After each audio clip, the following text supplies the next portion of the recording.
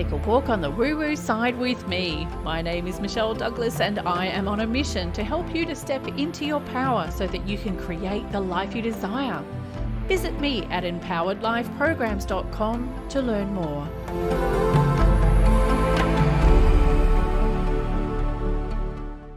Why, hello there. Today we're going to be doing A Course in Miracles, lesson 33, which is There is Another Way of Looking at the World. And this title kind of explains itself, but I'm going to read from the original book just to get the message through. So today's idea is an attempt to recognize that you can shift your perception of the world in both its outer and inner aspects. A full 5 minutes should be devoted to the morning and evening applications.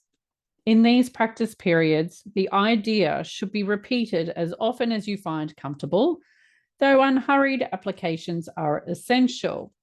Alternate between surveying your outer and inner perceptions, but without an abrupt sense of shifting. See the wording? This is why I needed Pam's book.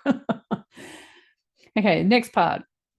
Merely glance casually around the world you perceive as outside yourself, and then close your eyes and survey your inner thoughts with equal casualness.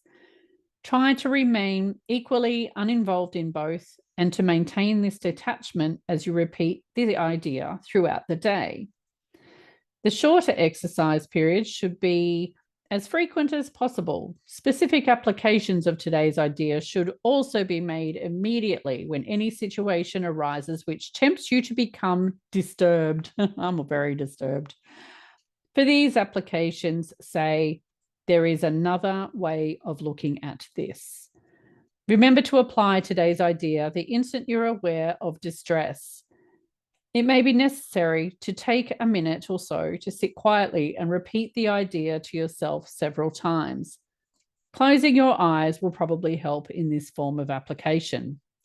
Okay, so what they're saying here is that regardless of how a situation initially looks to you, good or bad, there is another way of looking at the world. So something negative happens, something that disturbs you or bothers you, see if you can find another way to see that situation. So for me, I always ask myself when something not so good has happened, it's like, oh, okay, what message is this event telling me? What message am I receiving here? What lesson is there in this?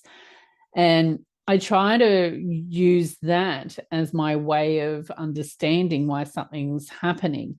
So also too, like for example, I've talked previously about when you start making energetic shifts, things can blow up. And I had one specific event happen, and the message in that was that I have created an energetic shift. And if I was still living status quo, it would mean I'm still at point A. I'm nowhere near point B. But the blow up, as horrible as it felt at the time, was my sign the sign that was sent to me to show me that, yes, you have created that required shift to get you closer to your goal. So it's not something bad that's happened in your life, but rather a stepping stone to get you to where you want to go. So we'll keep this one nice and short, but I hope that helps, and I'll see you next time.